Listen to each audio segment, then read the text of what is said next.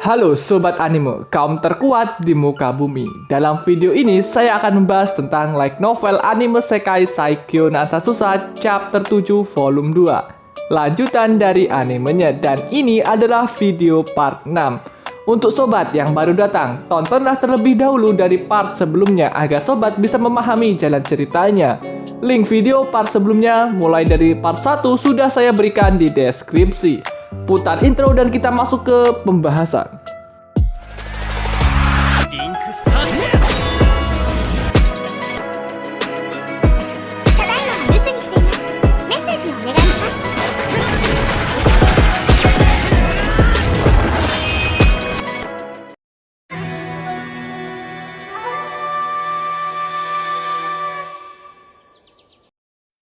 Chapter 7 Volume 2, Assassin dan Pahlawan Menjadi Teman.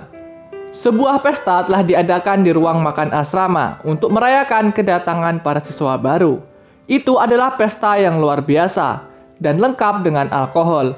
Melihat suasananya yang sudah ramai, pesta sudah dimulai sebelum Luh datang. Sebuah kerumunan besar siswa terlihat sedang mengepung Yusa Epona. Luh berpikir jika ia mendekatinya sebelum ujian masuk, Epona akan hanya menganggapnya sebagai segerombolan orang yang memaksa masuk dalam kehidupannya. Mau bagaimanapun, Luh sekarang adalah ketua kelas, jadi ia pasti akan terlihat menonjol. Lalu Luh mendekati Epona. Gerombolan siswa yang tadi mengerumun Epona pun berpisah. Baiklah, ini adalah waktu untuk kontak pertamaku, pikir Luh di dalam hatinya. Lalu Luh mengulurkan tangannya untuk berkenalan dengan Yusa Epona. Aku teman sekelasmu, Luh tua HD, senang bertemu denganmu. Senang bertemu denganmu juga. Aku Epona Rhiannon. Epona menjabat tangan Luh dengan erat, terasa tangannya Epona kasar. Itu bukan kapalan yang disebabkan oleh latihan militer ataupun latihan pedang, melainkan hasil dari pekerjaan kasar seorang petani. Mulai sekarang kita akan berada di kelas yang sama, jadi kita harus berteman. Mari kita melakukan yang terbaik, kata Luh dengan tersenyum. Baiklah, tapi aku tidak punya apa-apa yang bisa kuajarkan kepadamu. Tidak perlu kesopanan, kamu sangat berbakat secara fisik dan banyak hal yang ingin saya pelajari dari dirimu, jawab Luh. Benarkah, bisakah kamu mengajariku cara belajar? Saya tidak mengerti apa-apa saat ujian, pinta Yusa Epona. Tentu saja dengan senang hati saya akan membantumu. Luh berbicara kepada Yusa Epona dengan riang dan halus. Yusa Epona hanya merasakan kekejaman yang hampir sepanjang hidupnya. Tetapi begitu ia menjadi seorang pahlawan, pujian dan sanjungan yang tinggi tiba-tiba banyak diucapkan kepadanya. Jelas bagi Luh, Yusa Epona membutuhkan akan kehangatan kasih sayang seorang manusia. Itulah sebabnya Epona terlihat sangat kesepian meskipun Epona dikelilingi oleh banyak orang. Yang diinginkan Epona adalah seorang yang berbicara dengannya secara setara, dan itulah yang coba diberikan oleh Luh. Luh ingin meninggalkan hanya dengan kesan yang menyenangkan tentang dirinya. Dia harus enggan melihatku pergi, pikir Luh. Saat itu tiba-tiba seorang profesor mendekati Luh. Telah tiba saatnya untuk menyampaikan kata sambutan sebagai perwakilan siswa baru. Maaf Epon, sepertinya aku harus pergi, kata Luh dengan nada sedikit menyesal. Tidak apa-apa, kamu adalah ketua kelas, jadi mau bagaimana lagi? Sungguh menakjubkan. Kamu dapat mendapatkan begitu banyak prestasi, meskipun berasal dari keluarga baron seperti saya. Saya tidak bisa mengatakan bahwa kelahiran tidak berpengaruh, tapi itu bukan segalanya, jawab Luh. Kau luar biasa Luh, kau sangat dewasa, berani dan keren. Juga jika aku memilikimu, sepertinya kamu tidak akan terluka. Epona mengatakan bagian terakhir itu dengan bisikan yang sangat pelan, bahkan nyaris tak terdengar. Sepertinya kamu tidak akan terluka. Apa maksudnya itu? Luh berpikir tentang apa yang sebenarnya yang dimaksud oleh si Epona ini melalui kata-kata itu. Kemudian Noise Gepis dan Luh pindah ke tempat makan, dan itu mengumpulkan semua perhatian siswa baru.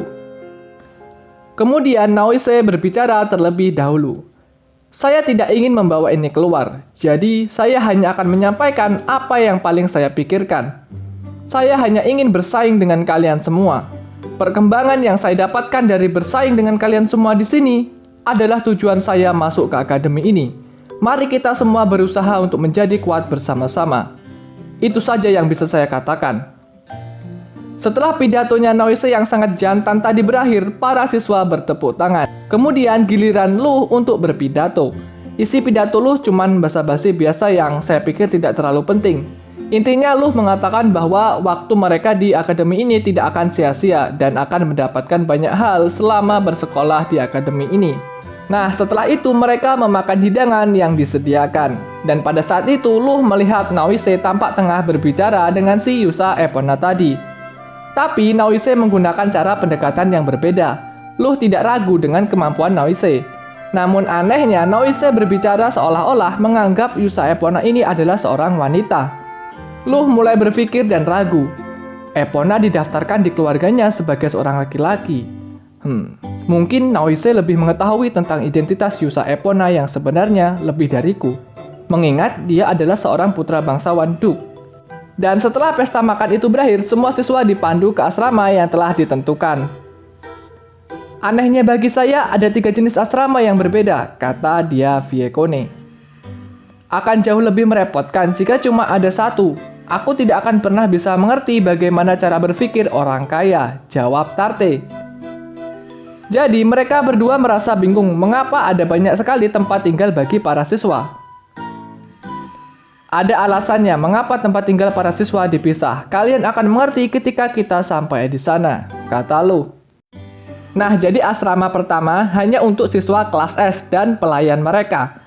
Kemudian ketika Luh, dia, dan Tarte sampai di tempat tinggal yang telah ditentukan, Tarte kebingungan. Ini bukan asrama, ini adalah rumah besar, Luh Gesama, kata Tarte dengan heran. Jadi setiap siswa diperlakukan secara berbeda-beda tergantung dari kelas yang mereka tempati. Itu tidak hanya berlaku untuk pelajaran, tapi juga tentang cara gaya hidup mereka. Nah, setelah itu mereka masuk. Mereka diberikan ruangan kamar masing-masing. Dan setiap mereka diberikan ruang tamu, dapur, dan 3 ruangan serbaguna lainnya. Furniture dan dekorasi tempat tinggal mereka terlihat sangat berkelas dan berkualitas terbaik. Sedangkan dia Viekone memiliki kamar yang berbeda dengan Luh. Untuk Tarte, karena Tarte adalah pelayan Luh, maka Tarte akan tinggal sekamar dengannya. Jadi ini tempat tinggal kita, Luh Gesama, kata Tarte kagum dengan tempat itu. Maaf soal ini Tarte, pelayan diberi kamar di tempat kamar tuannya. Nilaimu sebenarnya cukup bagus untuk masuk ke kelas S sebagai siswa biasa. Kamu bisa memiliki salah satu kamar ini untukmu sendiri, jawab Luh.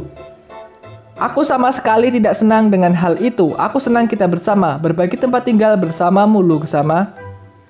Lalu terdengar suara ketukan pintu dan Luh menjawabnya. Lugu, Tarte belum melemparkan dirinya kepadamu kan? Kata dia Viekone bertanya dan sambil mengintip ke dalam ruangan itu. Apa yang kamu katakan? Jawab Tarte dengan grogi dan malu. Aku yakin berbagi kamar hanya di antara kalian berdua membuatmu merasa tidak nyaman. Mungkin aku juga harus tinggal di sini, ada cukup ruang untuk kita, kata dia Viekone. Tapi apa yang akan kamu lakukan dengan kamarmu dia? Tanya Luh. Aku akan menggunakannya sebagai tempat penyimpanan. Itu ukurannya sempurna, jawab dia.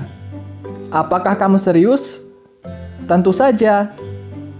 Ngomong-ngomong, aku tidak keberatan kamu tinggal di sini. Kamu bisa pindah jika kamu mau. Baiklah, aku akan mengambil koperku nanti, jawab dia Viekone. Kemudian Luh berpikir, meskipun teman sekelasku mendengar kabar bahwa aku tinggal dengan 2 gadis imut, aku akan digoda tanpa henti. Tapi di atas kertas mereka hanyalah pelayan dan adik perempuanku.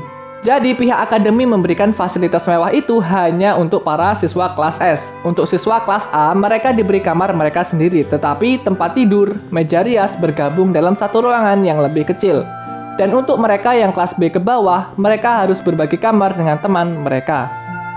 Lalu, bagaimana dengan siswa kelas B ke bawah yang membawa pelayan mereka? Bagaimana pelayan mereka merawat tuannya? Tanya dia Viekone.